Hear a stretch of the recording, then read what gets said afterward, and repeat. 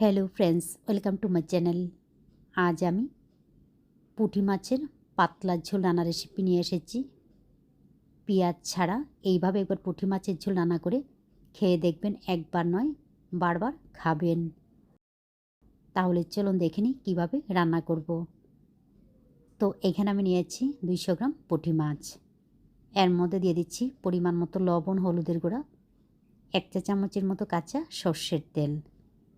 কাঁচা সর্ষের তেল যদি একটু মিশিয়ে নেওয়া হয় তাহলে ভাজার সময় কড়াইয়ের গায়ে লেগে থাকার সম্ভাবনা থাকে না।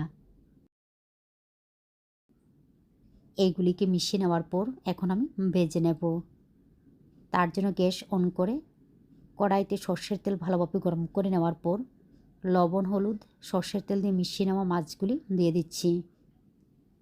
তেলের পরিমাণটা আমি একটু বেশি ব্যবহার করলাম, কারণ একই তেলের মধ্যে আমি রান্নাটা করে নেব। তো মাছগুলিকে উল্টে পাল্টে ভেজে নেওয়ার পর এখন আমি এইগুলিকে নামিয়ে নিচ্ছি। মাছ ভাজা তেলের মধ্যে কালো জিরা ফোড়ন দিয়ে কয়েক সেকেন্ড ভেজে নেওয়ার পর এর মধ্যে দিয়ে দিলাম 1 চা চামচ কাঁচা লঙ্কা বাটা। একই সঙ্গে দিয়ে দেব মরিচের গুঁড়া, ধনিয়ার গুঁড়া, হলুদের গুঁড়া। ধনিয়ার গুঁড়ার পরিমাণটা কিন্তু একদম কম ব্যবহার করতে হবে। এখন এইগুলিকে কষিয়ে নিতে হবে। তো মশলাগুলিকে কয়েক সেকেন্ড কষিয়ে নেওয়ার পর এর মধ্যে দিয়ে দেব ধনিয়া পাতা কুচি। তো তার থেকে আমি অর্ধেক অংশ রেখে দেব, বাকি অর্ধেকটা আমি পরে ব্যবহার করব। মশলার সঙ্গে ধনিয়া পাতা কুচিগুলিকে এইভাবে একটু কষিয়ে নেবেন। এইভাবে যদি কয়েক সেকেন্ড আবার একটু কষিয়ে নেওয়া হয় তাহলে খুব সুন্দর একটা ফ্লেভার আসে।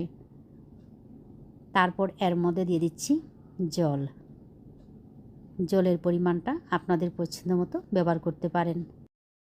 তবে শীতকালে ধনিয়া পাতা দিয়ে এইভাবে পাতলা ঝোল রান্না করলে ভালো লাগে। তো ঝোলটা ফুটতে শুরু করলে এর মধ্যে দিয়ে দিলাম ভেজে নেওয়া পুঁটি মাছ, পরিমাণ মতো লবণ, 2টা আস্ত কাঁচা লঙ্কা দিয়ে দিচ্ছি। বাকি অর্ধেক যে ধনিয়া পাতা রয়েছে সেইগুলি। তো হালকাভাবে মিশিয়ে নেওয়ার পর কম আঁচে ঢাকনা দিয়ে রান্না করব। প্রায় 10-12 মিনিট পর ফিরে আসলাম।